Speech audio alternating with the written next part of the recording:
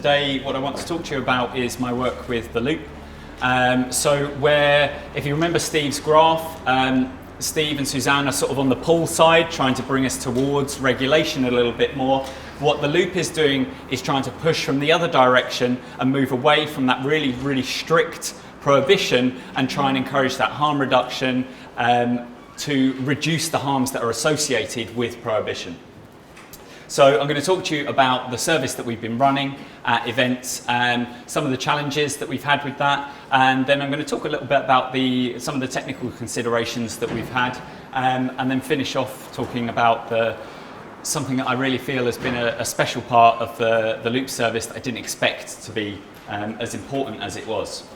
So the loop was founded in 2013, and initially we were doing harm reduction sort of more generally at a few events run in the UK. So doing welfare work and giving out advice about drugs and safer sex to try and keep people safe.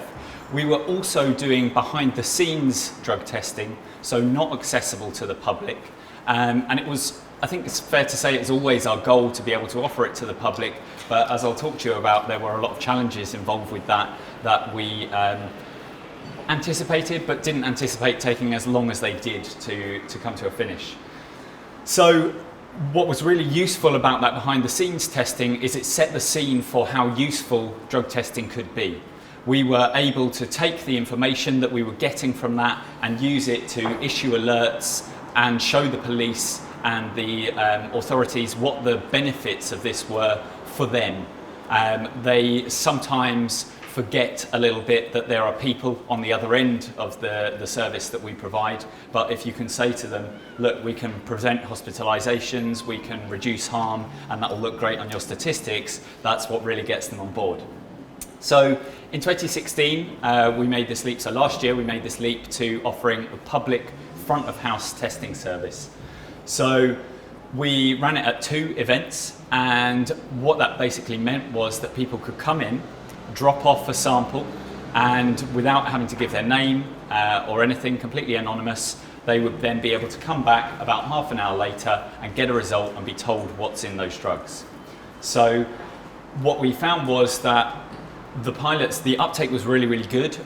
Even though we had absolutely no publicity, we had nothing of brochures, no announcement on stages, it was purely word of mouth.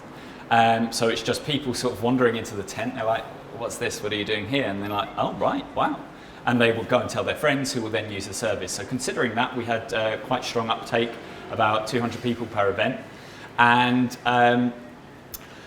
what we found was that there was a significant reduction in the medical admissions for the events, which was something that we didn't expect it to be as drastic as it was. And we're really, really looking forward to seeing that trend continue this year and being able to, again, present that as a statistic and say, look at this mysterious correlation that we're at the events that we're doing public testing at, we have a significantly reduced number of medical admissions. Thank you very much.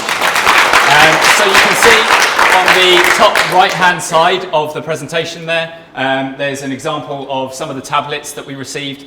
These come through, rather than coming from the public, these are coming from amnesty bins. So as a kind of demonstration of how well we work with the police, they are happy to let us test the amnesty bin samples that aren't being used for evidence. And we get a really, really interesting spread of tablets. So we really have a great idea of what's on the market and what's available and what we need to be looking out for. So, as I said, initially we wanted it to happen a lot faster than it did, but it ended up taking 3 years. So in 2013, there was absolutely no public analysis available in the UK, and that had been the case for quite some time. There had been some sort of guerrilla operations running at events, doing reagent testing, spot testing, but something really, really minimal. The real option for people was and not really an option, because as you'll see, the cost at $100 a sample was to send a sample to Ecstasy Data in the US. And so not only is there a significant cost associated with that, but we also have the delay of sending something into the post, taking a week, maybe taking a week to analyze, possibly more. Having to pay that money and then still not getting your results for quite some time made it not a very attractive option. The other option is then at-home testing, so using reagent tests to determine, have I been missold something? Is this MDMA actually not MDMA at all? And the trouble with reagent tests is it does struggle if you've got something that is a mixture of MDMA and something else. So it's really, really good as a first line of defense, but what we really, really want as a primary harm reduction method is something that is better than that. And that cost as well at £9 a sample, and if you mess up your first sample, well, that's another £9. It's something that when MDMA is costing maybe £10, £20 for a few tablets, it's not really an attractive option to people. And that was what led me to start Reagent Tests UK, was because I was frustrated that I had to pay $20 from the US plus $20 shipping to test, even start testing with one sample. There was a service that opened in Wales in 2013, which is absolutely fantastic, but the problem with that is it was government funded, which was great because it made it free for the end user, but it was funded to deal with novel psychoactive substances. So the result of that is that they often reject controlled substances like MDMA, and so you don't know if you send your sample in, once you've got past the 2-week delay and then it comes up on the website and it says refuse to analyse. That's not something that's consistent or useful to people, so we really needed something that was able to offer a better service. So why couldn't we, after, if when NOS opened, the service in Wales opened in 2013, why couldn't the Loop operate immediately afterwards? They were operating out of the Cardiff University Toxicology Lab, and as you can imagine, a toxicology lab has an incredible range of equipment that is funded from many different projects, and they have really great access to really good stuff. For the Loop, it's completely privately funded, so we need to think about the cost of things, but we also, because we're operating at events, need to think about portability. If we look at the instrument on the right-hand side there as a GCMS instrument, can you imagine trying to carry that into a tent at a music festival? It's not something that's plausible. You then have a warm-up time of several hours before you can start testing, so it's not something that we have access to, being able to look on a second-hand supply site and be able to pick up something second-hand that is very commonly used in a lab. We don't have access to that. So we ended up having to go for a completely different piece of technology, which was a little bit of a gamble, but actually ended up paying off really, really well for us. And I'll talk a little bit about that later. The other issue that we have, so that's what would strike you walking into our lab compared to a university lab, but behind the scenes, of course, we're dealing with controlled illegal substances. Because we have only a temporary lab, we don't have an address that we can present to the Home Office and say, this is where we need our controlled substances license, this is where we're going to have all this security, this is where we're going to lock everything down and make sure nobody can get to these samples that we're going to actually throw away after 3 hours. So there's a serious issue for us with the legality. Actually, the way that we've ended up doing it is purely by a gentleman's agreement with the police. We don't have any special way of dealing with the legal implications. It's running on a trust basis. We've built up a fantastic relationship with the police over those 3 years, to the point where they are very happy to work with us and leave us with some samples so that we can analyse them, and then they come back and collect them a couple of hours later so they can get on with their jobs, and they benefit again from having an understanding of what's on site. Something that perhaps is a more surprising issue and something that we didn't anticipate, and I think it's fair to say was one of the biggest barriers for us actually that really dragged out the delays, is there's a certain level of liability issue around feedback. What a lot of detractors said especially was, what if you have somebody who comes up, uses the service, and they get the result, your sample is 99% pure MDMA. They do a little dance, walk away out of the tent, and they think, great, I don't have to be careful anymore because this is pure. So I'm going to take the whole gram, or I'm going to take 5 tablets because it's safe, right? And so we really had to put a lot of work into convincing people and explaining to people how we were going to deal with that issue, and make it clear to the people who were saying this is going to encourage drug use that actually we had more measures in place to make sure that this was really going to make people safe.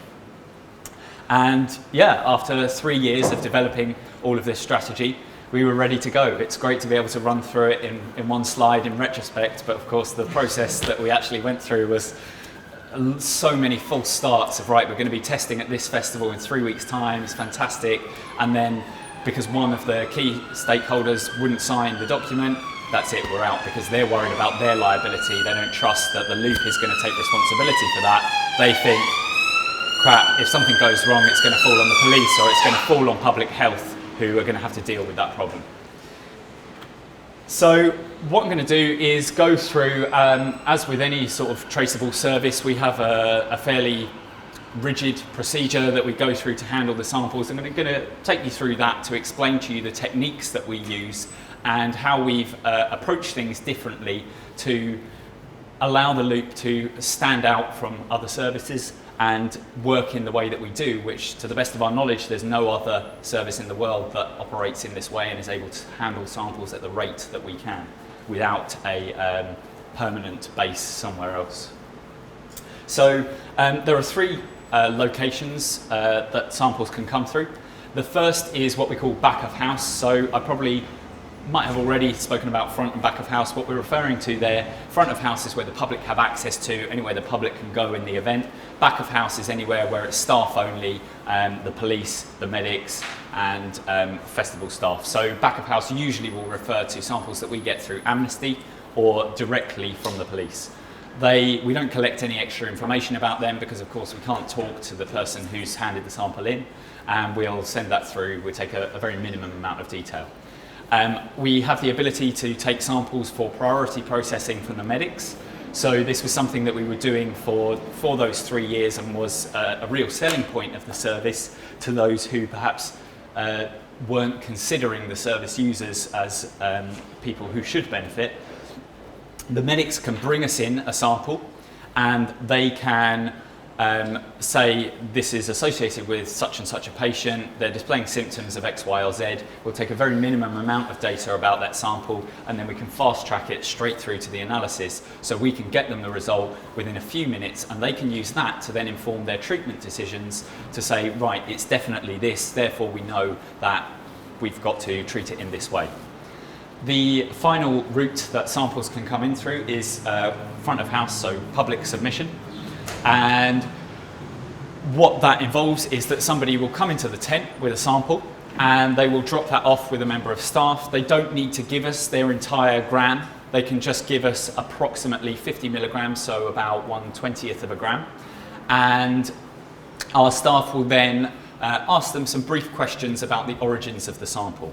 They can decline to answer this if they would like to, but it's really, really valuable to us to understand some of the information that we get from them. So we'll ask things like what it was sold as, what they think it is, because that may not be the same as what it was sold as. If they bought it at 1 AM in a dark tent and they wake up in the light of day and they have a look and they go, hold on, that's not what I thought it was. They can bring it to us and they can have it analysed and work out, is this something that I need to put in the bin instead of considering to take for my next evening? Roughly where it was obtained, so this is a really, really useful piece of data for us. If we have somebody who's come in and they've said, oh yeah, I've had this sample in my sock drawer for a year, I've travelled over from the States for this festival, and it turns out to be something dangerous, then that's something that we'll factor into our decision. Do we need to put an alert out about this? Realistically, the chances are quite low that anybody else is going to be affected by that. And we're cautious about how often we produce alerts, because what we don't want is people to become blind to them and ignore them because they think, oh, it's another warning from the loop, who cares? What we need is to really make that targeted. So if we have an example where there's maybe 2 or 3 people who have come in, it's not particularly a dangerous sample, but it's being missold and that's got the potential to cause problems, then even though the risk is theoretically lower, we might be much more likely to put out a warning about that. So that's why we take the data that we do. And you can see on the right hand side there's an example of one of the sort of tweets that we'll put out. These 2 samples actually did both contain MDMA, but critically one of them contains a considerably larger amount of MDMA. So if somebody's been talking to their friends, those are Purple Tomorrowland tablets, the logo of a music festival in Europe. If somebody's been talking to their friends about the Purple Tomorrowland tablets and they're going, oh, they're pretty weak actually, I had to take 2 or 3 of them, then they buy some at the festival site or whatever, they're the stronger ones, they take 2 or 3 and they end up needing medical attention because it's far too intense for them. So we also record some additional details like the dimensions of the pill. So again, an example there, if we've tested a sample many times before and we've got a very high sample load coming in, then it will take a lower priority. But if we can see that it's got different dimensions or a different color or a different slightly shape, then we'll be able to think, right, actually this is a completely different tablet and we need to prioritize this. So we then move through to the analysis stage, and the absolute key part of the Loops lab is infrared analysis. So this is the instrument that we chose to use instead of gas chromatography, and it's really, really valuable because although the equipment itself is quite an expensive outlay at first, the cost per test is basically zero. There are no consumables to use, it's just the technician who's using it. And the way that it works is it shines different wavelengths of infrared light, so different shades or colours of light, at the sample. And just like with a coloured object, so if we take the example of the wall over there, when we shine visible light at it, it's reflecting red light back at us. And so with a chemical compound, when we're shining light in the infrared spectrum, we shine each frequency one at a time rather than a blurb of white light. And that takes place over about 30 seconds, so again, really, really quick. And we look at which frequencies it reflects, which wavelengths it reflects, and which it absorbs. And what we get is a spectrum like this, and so you can see the peaks correspond to the areas of the infrared spectrum that have been most strongly absorbed. Now the crucial part about this is each of those peaks will correspond to a bond in the molecule. And because a molecule is defined by the bonds that it makes, that means that this spectrum will be absolutely unique for each molecule. Where that comes in useful is because we have a database of about 80,000 different chemicals and common products which we can match it against using the computer in about 30 seconds. So it will run, it will look at each peak, and even if it's not quite a perfect match, so you can see there's MDMA down the bottom here, the blue spectrum is something that we've measured and the red spectrum is something that it's matched against. You can see obviously the different samples, maybe the sample at the festival is a little less pure, the humidity slightly different, it's still managed to match that really, really accurately and pick out the compound that's identical. And because of that, we get a really, really high confidence level about what's in a sample when it's just one compound. For multiple mixtures, the software will then run a second analysis and remove the peaks that are associated with its primary match to identify anything that's a secondary and third component in the mixture. So without having to physically separate the compounds, we can get a really good idea of, is this mixed? Do we need further analysis? And so you can see there's a lovely photo of Fiona here at Secret Garden Party last year, and on the left and right you can see those are the infrared instruments. So about the same size as a laptop, they weigh maybe 4 or 5 kilos, an awful lot easier to carry around a festival site. You can literally unclip the case, pop it on the desk, it will be running within about 15 minutes. Actually, the time that the laptop takes to boot up is slower than the time that the instrument takes to boot up.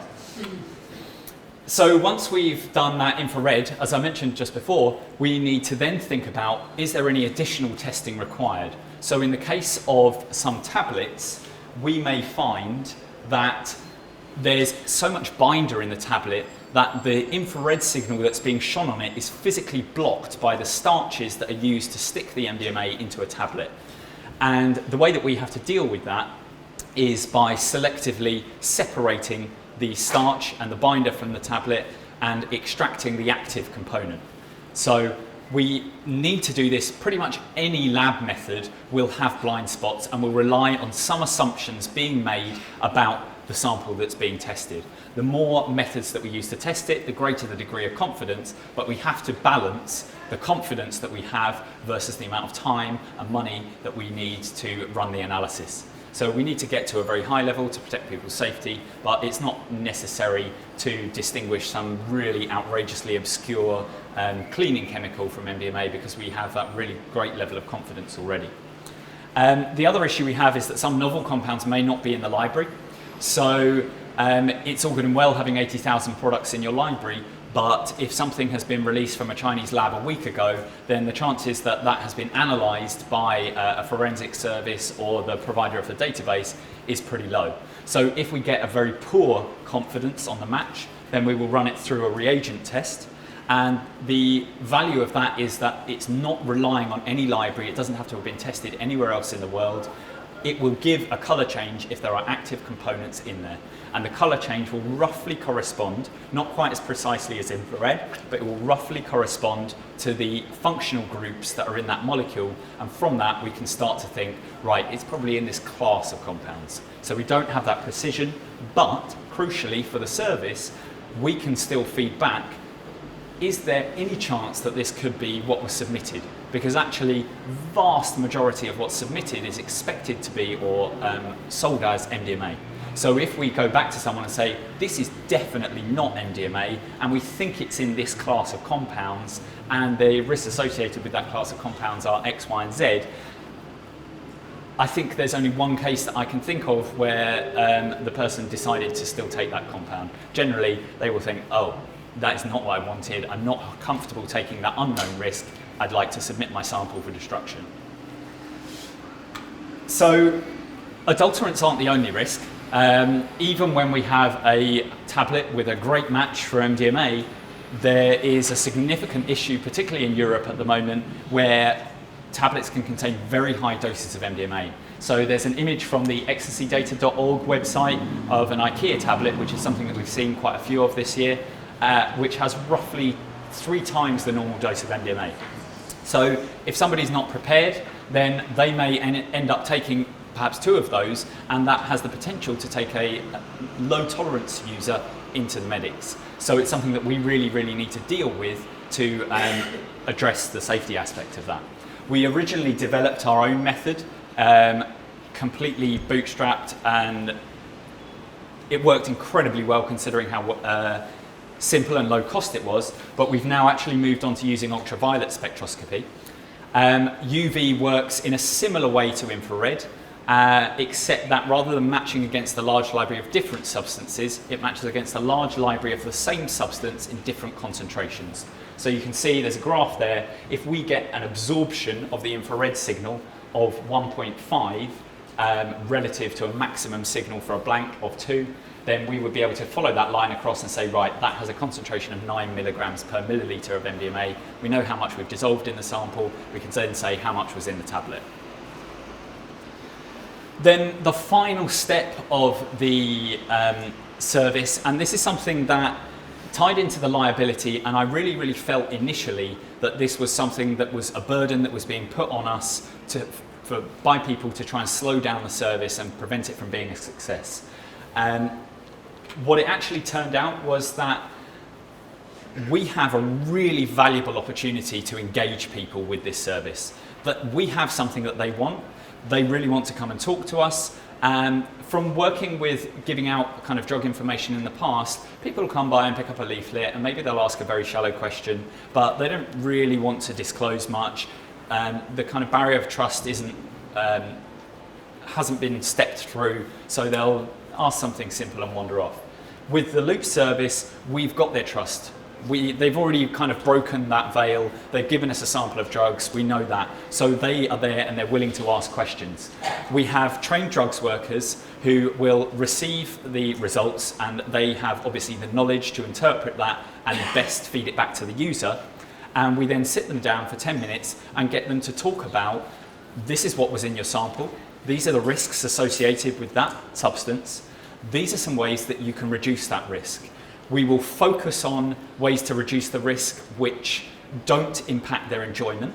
But of course, we will also talk about the things that are considered to be a bit more preachy, like have you considered using less frequently, or have you considered using less drugs? Because generally people don't want to hear that. But when we have that 10 minutes to have a conversation with them, it can come up and sort of the drugs worker can use their knowledge to think about, is this going to be the best strategy for them? What do I need to focus on to best help this person use the information that I have available, but they may not? Because let's face it, the drug education that we have in the UK is really poor, and actually even the social peer education is very poor as well.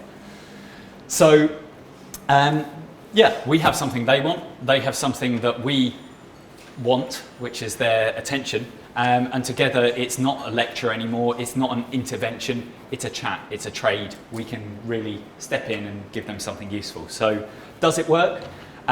So far, as I mentioned before, we've had a significant reduction in medical admissions at the events. We're really, really looking forward to helping the medics kind of develop that and understand what part of our service is having the greatest impact. About a quarter of the people who visited the service submit the rest of their sample for destruction. So whereas detractors were originally saying this could encourage drug use, actually about a quarter of the people coming to the service are, they didn't buy these drugs with the intention of chucking them away afterwards. They bought them because they wanted to take them. And if we're getting people to destroy them, then that's clearly a reduction in drug use. So it's keeping them happy, but most importantly for us, those are the 25% most harmful samples on the market. So actually we have an incredible opportunity to reduce and get rid of the most harmful number of samples so that the people who have the least harmful samples can kind of enjoy themselves more without having their event impacted. It's a really great opportunity for medics to learn about what's on site and be able to respond better. If we were to, for example, come across a lot of samples of opioids, then we might be able to say to the medics, you know what, I think you maybe need a bit more naloxone, which is reverses overdoses of opioids, to deal with that potential. And in 2017, what we're really hoping for is to develop the knowledge we built last year. We've got one event solidly confirmed so far, so that's 6+1, that happened yesterday. The problem that we have is nobody wants to sign off on it until everybody has signed off on it. And the result is that we're usually getting like 3-4 weeks of notice for each event. We have over 35 degree level qualified chemistry, biochemistry and computational science volunteers. So everybody works for free, nobody gets a salary. But people are doing this because they're passionate about it and they really feel that they've got something to contribute. It's actually kind of fun if you're a bit of a nerd and you like sitting in a lab instead of on a muddy stage. We've changed our sample processing system so we can now handle one sample every 4 minutes. That allows us to really move things through very quickly in a way that no other service can, but also fully testing every sample. There are samples which use a kind of, have we had this sample before? Yes, do a very basic check and then they'll give a result back. We are able to use our full results. And there'll be the continued strong focus on education that we've had in the past because, as I say, although I didn't necessarily expect it to be as good as it was, it's really been an absolute jewel in the crown of the service and it wouldn't function that well without it. So thank you very much.